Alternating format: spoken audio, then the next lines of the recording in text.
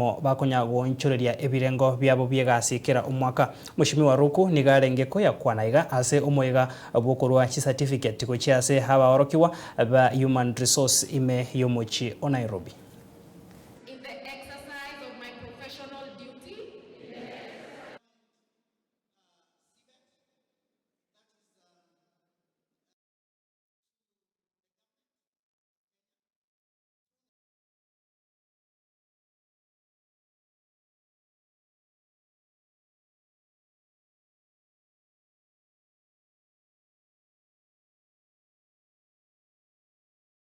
it is those human resource managers who have the right to enter, to go into the system, who are colluding and changing the job groups of some government employees 3 times a year.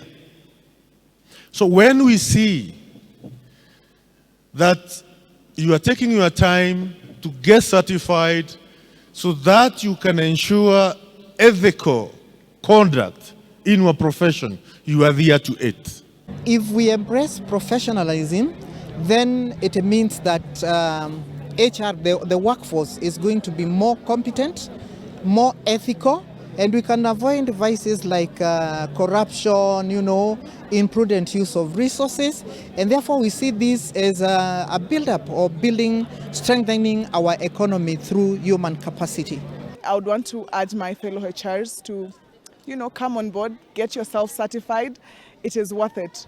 With every coin you pay, it is not only about the knowledge that you get, there's a lot of exposure. When HR don't use technology, somebody will do a CV through an AI. And if they are not able to relate and recognize that this is an AI, it can make you employ people who are not competent because they have copy-pasted. By use of technology, HR's job will be easier and they'll be focusing on improving people's productivity by talking to them, listening to them and all that.